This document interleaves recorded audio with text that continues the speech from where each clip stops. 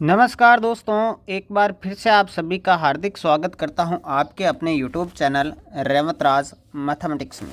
साथियों, ठीक सुबह के 10 बज रहे हैं और आप सभी को पता है कि 10 बजे अपना जो है रीट 2022 के लिए निःशुल्क बैच यूट्यूब पर केवल और केवल उसके लिए संस्कृत के मॉडल पेपर की चर्चा करते हैं और आज हम 5वें मॉडल पेपर की चर्चा करने जा रहे हैं। तो जल्दी से जुड़ जाइए और इस सेशन को स्टार्ट करते हैं। साथियों चलिए जल्दी से जुड़ जाइए मेरे प्यारे साथियों। राइट आंसर देने हैं आपको, कुल 30 क्वेश्चन मैं आपके लिए लेके आया हूँ। चलिए बहुत बढ़िया, सभी का वेलकम, सभी को गुड मॉर्निंग। चलिए जी, एक बार सभी शेयर कर देंगे और बताएंगे आवाज़ सही आ रही है या नहीं। चलिए जी, बेहतरीन टेस्ट की शुरुआत करेंगे। कुल 30 क्वेश्चन रहेंगे जिसमें शिक्षण विधियाँ भी शामिल है। 30 में से आज आपके कितने सही होते हैं आपको बताना है। तो चलिए शुरू कर रहा हूं मैं इस टेस्ट को। आज की आपकी क्लास का पहला प्रश्न है, पाणिनीय शिक्षायाम वर्णानाम संख्या वर्तते। पाणिनीय शिक्षा में जो वर्णों की संख्या है वो कितनी है।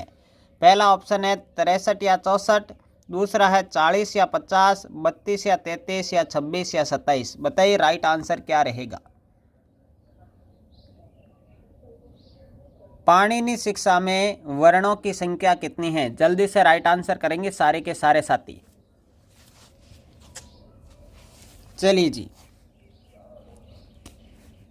प्रश्न नंबर 1 का राइट आंसर क्या हो जाएगा। बिल्कुल करेक्ट आंसर होगा पहला ऑप्शन। पाणिनीय शिक्षा के अनुसार वर्णों की संख्या कितनी है, 63 या 64। ए ऑप्शन जो है करेक्ट आंसर होगा प्रश्न नंबर 1 का। जिन साथियों ने ए ऑप्शन बताया बिल्कुल करेक्ट आंसर है। आगे बढ़ते हैं अगले प्रश्न संख्या 2 की ओर। निम्नलिखितेषु वर्णेषु ईषत् स्पृष्टा वर्णा चेतव्या। इन वर्णों में से ईषत् स्पष्ट वर्ण कौन से हैं। क ख ग ग य र ल व ए ई उ री स है। बताइए जल्दी से राइट आंसर क्या रहेगा साथियों। ईषत् स्पष्ट वर्ण इनमें से कौन से हैं। बहुत ही बेहतरीन क्वालिटी के क्वेश्चन लेके आए हैं आपके लिए, तो आपकी तैयारी को शानदार कर दिया जाएगा। आपसे केवल एक लाइक मांग रहे हैं और एक आपका सब्सक्राइबर चाहिए ताकि आपको नोटिफिकेशन मिल सके साथियों।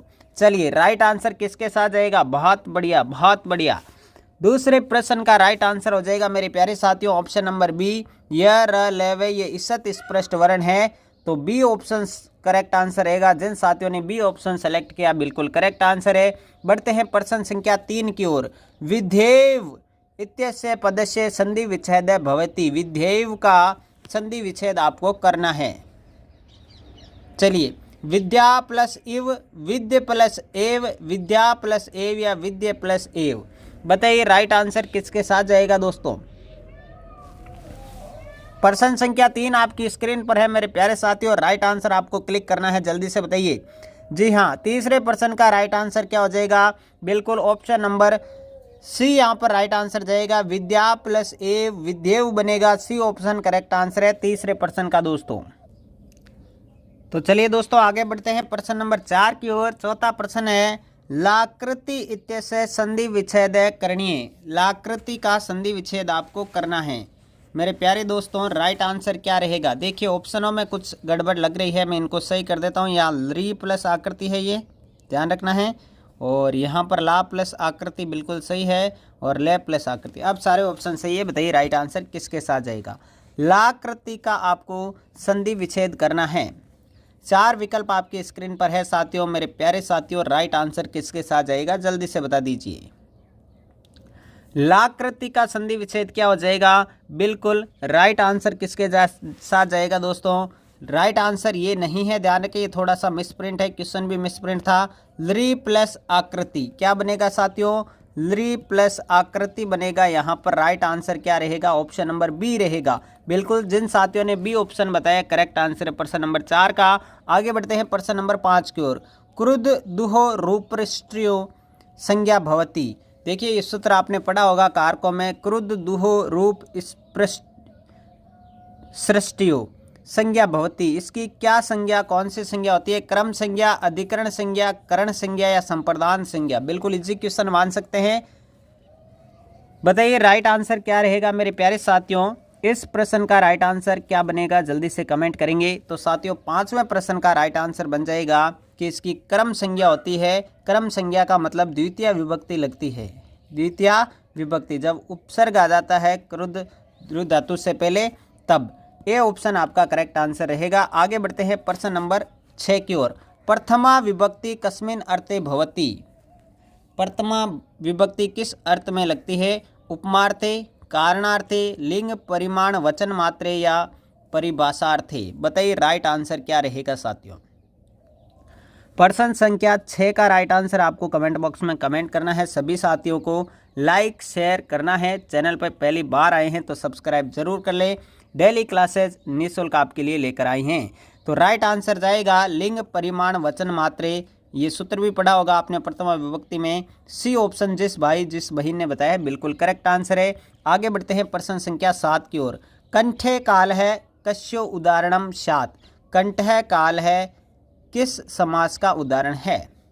समानाधिकरण बहुब्री, कर्मधारय, व्यधिकरण बहुब्री या तत्पुरुष। बहुत शानदार उम्दा क्वेश्चन साथियों। राइट आंसर किसके साथ जाएगा? कंठ काल है, इसका किसका उदाहरण है ये? तो मेरे प्यारे साथियों राइट आंसर क्या हो जाएगा? बिल्कुल करेक्ट आंसर बनेगा व्यधिकरण बहुब्री है। कंठ है काल है यस्य से। कंठ है काल है यस्य से। ठीक है, तो राइट आंसर जाएगा ऑप्शन नंबर सी के साथ। जिन साथियों ने सी ऑप्शन बताया बिल्कुल करेक्ट आंसर है। आगे बढ़ते हैं 8वें प्रश्न की ओर। ज्ञान विज्ञानयो पदे समासः अस्ति। ज्ञान विज्ञानयो पद में कौन सा समास है? बहुब्री, द्विगु, कर्मधारी या चंद्र। बताइए राइट आंसर क्या रहेगा साथियों। ये चंद्र नहीं है, यहाँ द्वंद्व कर लेना आप ना। बताइए राइट आंसर क्या रहेगा। ज्ञान विज्ञानियों में कौन सा समास है? बताइए साथियों। बिल्कुल बिल्कुल बिल्कुल वेरी गुड। राइट आंसर क्या रहेगा? 8वें प्रश्न का राइट आंसर रहेगा साथियों द्वंद्व समास है। कौन सा समास है? द्वंद्व समास है। डी ऑप्शन जो साथी बता रहे हैं वो बिल्कुल करेक्ट आंसर है। आगे बढ़ते हैं प्रश्न नंबर 9 की ओर। वक्तुम इत्यत्र क्या प्रत्यय। वक्तुम शब्द में कौन सा प्रत्यय है? कत्वा, तुम, तुमुन या सानच। देखिए ये लीजिए। ठीक है, 4 है आपके विकल्प। राइट आंसर क्या रहेगा? वक्तुम। वक्तुम में कौन सा प्रत्यय है? बिल्कुल इजी क्वेश्चन है। राइट आंसर सभी का आ गया है। सानस नहीं है, तुमुन प्रत्यय है। तुमुन प्रत्यय। ठीक है, ये ऑप्शन इधर उधर हो चुके हैं थोड़े। तुमुन प्रत्यय है। सी ऑप्शन आपका करेक्ट आंसर रहेगा प्रश्न नंबर 9 का। चलिए आगे बढ़ते हैं प्रश्न नंबर 10 की ओर। निर्मितवान इत्यत्र कै प्रत्यय। निर्मितवान शब्द में कौन सा प्रत्यय है?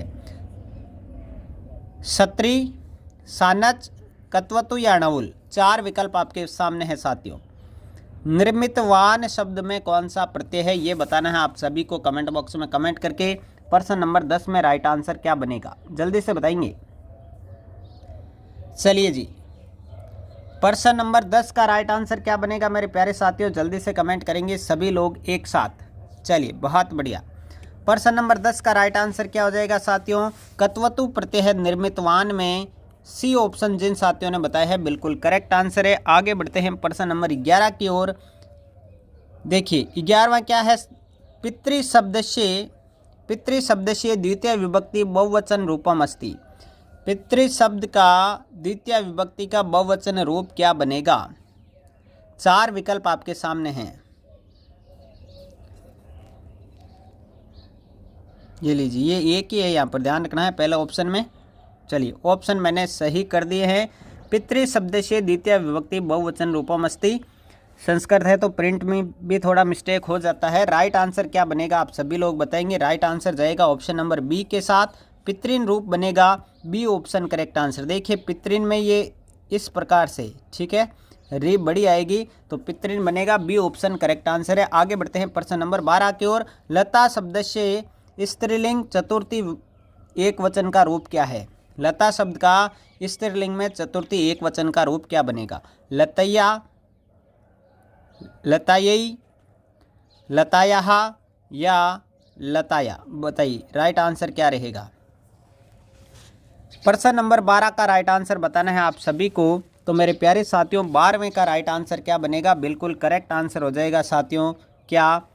ऑप्शन नंबर बी चतुर्थी एकवचन का लता यही बनेगा। बी ऑप्शन जिन साथियों ने बताया है, जिस भाई जिस बहन ने बी ऑप्शन सेलेक्ट किया है, बिल्कुल करेक्ट आंसर बता रहे हैं। बढ़ते हैं प्रश्न नंबर 13 की ओर।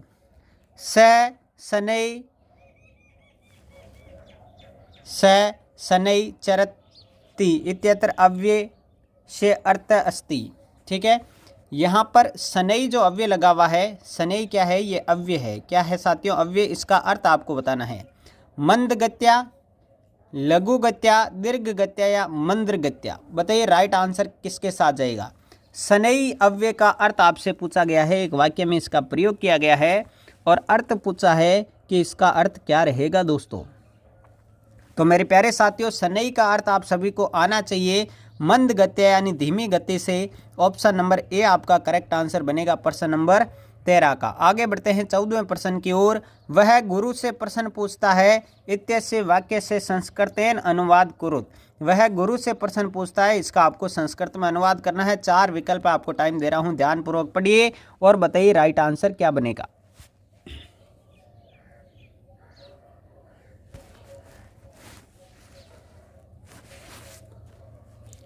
तो साथियों, वह गुरु से प्रश्न पूछता है, राइट आंसर क्या बनेगा, जल्दी से कमेंट करेंगे सभी लोग।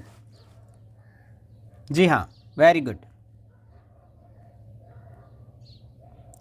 तो साथियों राइट आंसर जाएगा ऑप्शन नंबर ए के साथ, सह गुरुम प्रश्नम पृच्छति। ये कथितम चे सूत्र वाला है, दोनों में ही द्वितीय विभक्ति लगेगी, प्रधान और गौण कर्म में। ए ऑप्शन आपका करेक्ट आंसर रहेगा प्रश्न नंबर 14 का। ठीक है, आगे बढ़ते हैं 15वें प्रश्न की ओर। कांता छंदसी प्रत्येक कस्मिन् चरणे कति वर्णा निर्दिशति। ये कांता नहीं है, ये मंदाक्रांता है साथियों। क्या है, मंदाक्रांता। मंदाक्रांता छंद में प्रत्येक चरण में कितने वर्ण होते हैं, बताइए। प्रत्येक चरण में कितने वर्ण होते हैं। पंचदश यानी 15, त्रयोदश यानी 13, सप्तदश यानी 17, अष्टादश यानी 18। अब आपको बताना है राइट आंसर क्या रहेगा। मंदाक्रांता जो छंद होता है साथियों, उसमें प्रत्येक चरण में कितने वर्ण होते हैं, बता देंगे जल्दी से राइट आंसर क्या रहेगा। जी हाँ साथियों, कितने होते हैं, तो राइट आंसर जाएगा 17 के साथ में 17 होते हैं, सप्तदश। सी ऑप्शन आपका करेक्ट आंसर रहेगा प्रश्न नंबर 15 का। आगे बढ़ते हैं प्रश्न नंबर 16 की ओर। शिक्षण विधियों के प्रश्न। पठन कौशल से विधि नास्ति। पठन कौशल की विधि नहीं है। वर्ण समानाय विधि, पद पद्धति, वाक्य विधि या जैक्टॉड विधि। पठन कौशल की विधि इनमें से कौन सी नहीं है दोस्तों, ये बताना है आप सभी को प्रश्न नंबर 16 में। बताएंगे जल्दी से। चलिए, प्रश्न नंबर 16 का राइट आंसर किसके साथ जाएगा साथियों। जैक्टॉड विधि जो है, ये जैक्टॉड विधि लेखन कौशल की विधि है। किसकी विधि है साथियों, लेखन कौशल की विधि है। तो डी ऑप्शन करेक्ट आंसर रहेगा। पठन कौशल की विधि इनमें से कौन सी नहीं है, तो जैक्टॉड विधि नहीं है। चौथा ऑप्शन आपका करेक्ट आंसर है, डी ऑप्शन। आगे बढ़ते हैं प्रश्न नंबर 17 की ओर। चलिए, मौखिक परीक्षा या प्रकार है नास्ति। मौखिक परीक्षा का प्रकार इनमें से कौन सा नहीं है, बताइए जल्दी से राइट आंसर क्या रहेगा साथियों। विकल्प आपके हैं, साक्षात्कार है, वाद विवाद है, सलाका या रिक्त स्थान पूर्ति। बताइए राइट आंसर क्या रहेगा। मौखिक परीक्षा का कौन सा प्रकार नहीं है दोस्तों, जल्दी से बताएंगे सभी साथी कमेंट बॉक्स में कमेंट करके। सभी साथी बताएंगे। चलिए जी, राइट आंसर क्या जाएगा। प्रश्न नंबर 17 का राइट आंसर हो जाएगा रिक्त स्थान पूर्ति जो है वो मौखिक परीक्षा का प्रकार नहीं है। बिल्कुल सही बता रहे हैं। चौथा ऑप्शन आपका करेक्ट आंसर रहेगा प्रश्न नंबर 17 का। Very good. आगे बढ़ते हैं प्रश्न नंबर 18 की ओर दोस्तों। 18वां क्वेश्चन है, सतत मूल्यांकनम वर्तते। निरंतरम परीक्षणम, निरंतर स्फूर्ति संपादनम, निरंतरम अन्वेषणम या उपयुक्त सर्वे विकल्पा। सतत मूल्यांकन में क्या होता है मेरे प्यारे साथियों, ये बताना आप सभी को प्रश्न नंबर 18 में। बताइए जल्दी से कमेंट बॉक्स में कमेंट करेंगे। 18वें प्रश्न का कमेंट करके मेरे पास भेज देंगे साथियों। राइट आंसर क्या रहेगा प्रश्न नंबर 18 का। बहुत ही बढ़िया, शानदार तैयारी चल रही है आपकी साथियों। बिल्कुल निःशुल्क तैयारी है, इसमें कोई शुल्क नहीं लिया जा रहा है। केवल लाइक कर दीजिए, सब्सक्राइब कर लीजिए चैनल को। राइट आंसर जाएगा बिल्कुल उपयुक्त सर्वे विकल्प। ये सभी विकल्प सतत मूल्यांकन के अंतर्गत सही है। ऑप्शन नंबर 4 आपका करेक्ट आंसर बनेगा प्रश्न नंबर 18 का। ठीक है दोस्तों, आगे बढ़ेंगे अब। तो साथियों अब बढ़ते हैं प्रश्न नंबर 19 की ओर। 19वां प्रश्न आपके स्क्रीन पर असत्य कथनम वर्तते। असत्य कथन कौन सा है?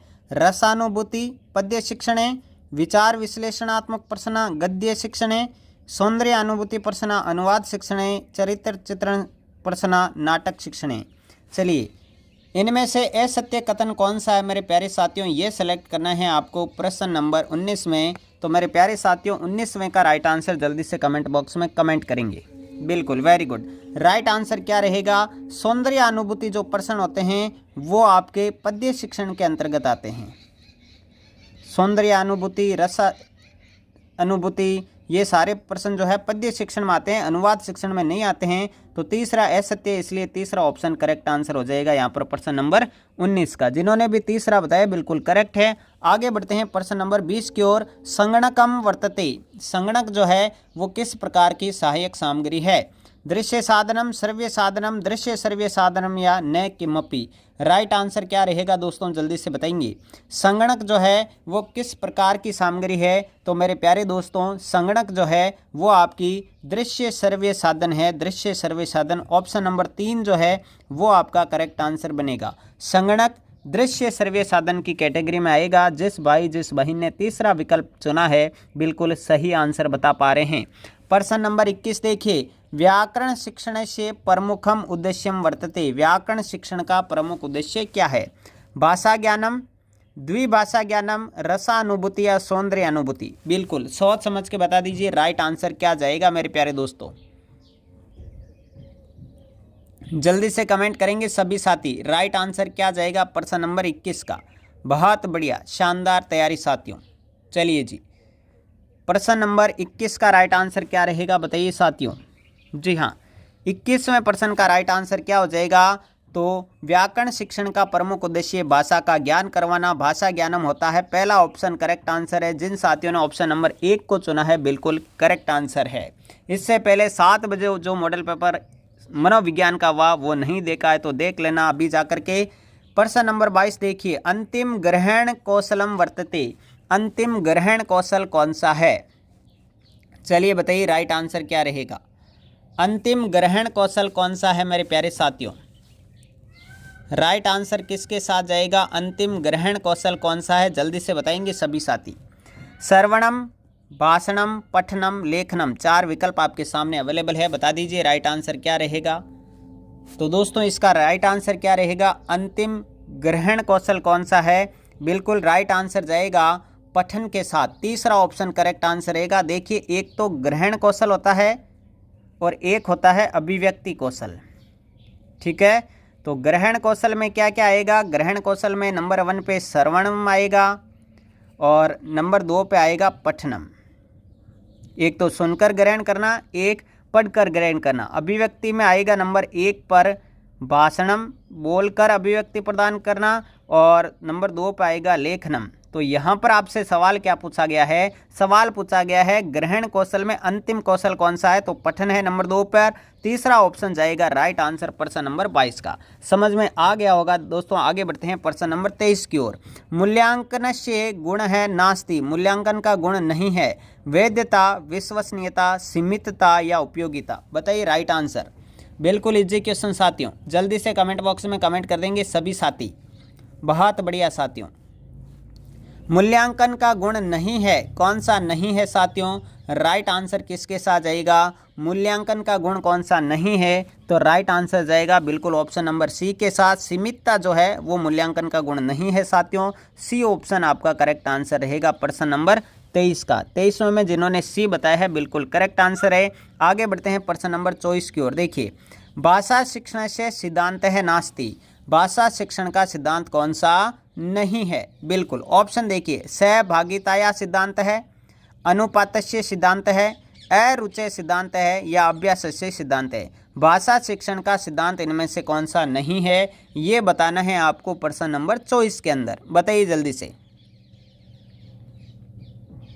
लाइक कर दीजिए, शेयर कर दीजिए मेरे प्यारे दोस्तों। डेली लाइव क्लास आपके लिए चलाई जा रही है बिल्कुल निःशुल्क। राइट आंसर रहेगा अरुचि का सिद्धांत। अरुचि का सिद्धांत भाषा शिक्षण का सिद्धांत नहीं है। सी ऑप्शन जिन साथियों ने चुना है बिल्कुल करेक्ट आंसर दिया है 24वें प्रश्न का सी ऑप्शन। आगे बढ़ते हैं 25 नंबर प्रश्न की ओर। लेखन शैल्या परिचयो भवति। लेखन शैली से परिचय कौन से प्रकार के प्रश्न करवाते हैं? वस्तुनिष्ठ प्रश्न, निबंधात्मक प्रश्न, शलाका परीक्षया या साक्षात्कारेण। बताइए राइट आंसर किसके साथ जाएगा दोस्तों? जल्दी से सभी साथी कमेंट बॉक्स में कमेंट करेंगे राइट आंसर किसके साथ जाएगा। चलिए जी, बहुत बढ़िया।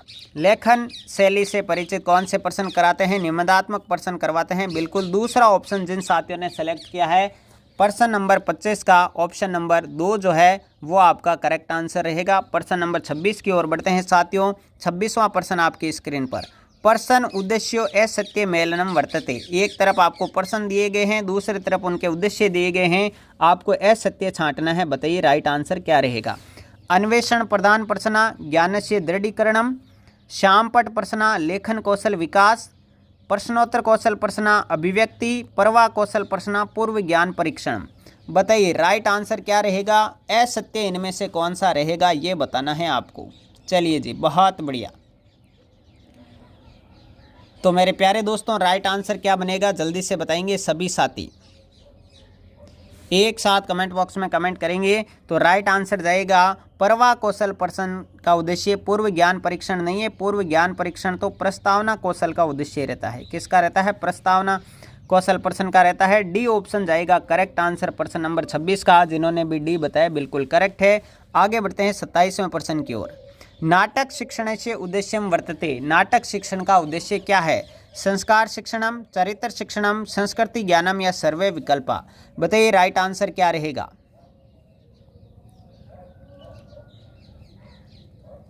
नाटक शिक्षण का उद्देश्य क्या है? तो मेरे प्यारे साथियों राइट आंसर क्या रहेगा जल्दी से बताएंगे। नाटक शिक्षण का उद्देश्य क्या है? बिल्कुल प्रश्न नंबर 27 का राइट आंसर क्या रहेगा? तो 27वें का राइट आंसर रहेगा दोस्तों सर्वे विकल्पा। ऑप्शन नंबर 4 जो है, ऑप्शन नंबर डी जो है आपका करेक्ट आंसर बनेगा 27 नंबर में। जिन्होंने भी 27वें में डी बताया है बिल्कुल करेक्ट आंसर है। आगे बढ़ते हैं 28वें प्रश्न की ओर। चलिए प्रश्न नंबर 28 आपकी स्क्रीन पर है। गृह कार्यम आवश्यकम नास्ति। गृह कार्य किसमें आवश्यक नहीं है? गद्य में, पद्य में, नाटक में या व्याकरण में? बताइए, बहुत इंपॉर्टेंट प्रश्न है साथियों।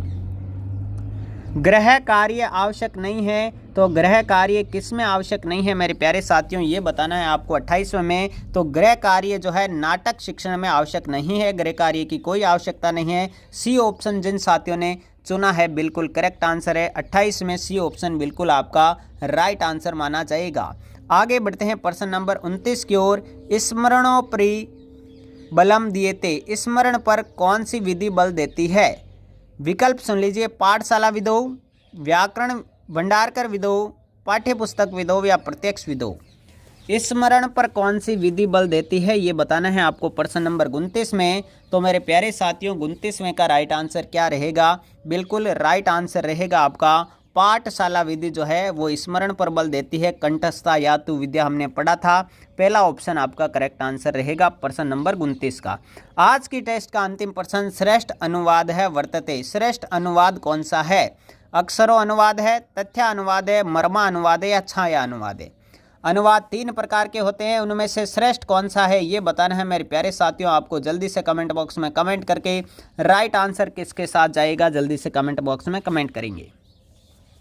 बिल्कुल 30वें प्रश्न का राइट आंसर तथ्य अनुवाद जो साथी बता रहे हैं दूसरा विकल्प वो बिल्कुल करेक्ट आंसर है। तो साथियों ये थे आज की कुल 30 क्वेश्चन। 30 में से आज आपके कितने सही हुए जल्दी से बता दीजिए। नए स्टूडेंट जो भी है उनको मैं टाइम टेबल बता देता हूँ। सुबह 7 बजे साइकोलॉजी की क्लास होती है। साइकोलॉजी सुबह 7 बजे होती है साथियों क्लास। फिर होती है अभी जो हुई है आपकी संस्कृत की क्लास, और संस्कृत की क्लास होती है सुबह 10 बजे। फिर होती है हिंदी की क्लास। हिंदी की क्लास होती है साथियों दोपहर को 3 बजे। और फिर शिक्षक भर्ती के लिए राजस्थान जी के रात को 8:30 बजे। जुड़ना मत भूलिएगा। अगले नेक्स्ट क्लास में 3 बजे मिलेंगे हिंदी की टेस्ट सीरीज के साथ में। तब तक के लिए सभी साथियों को जय हिंद, जय भारत। Thank you.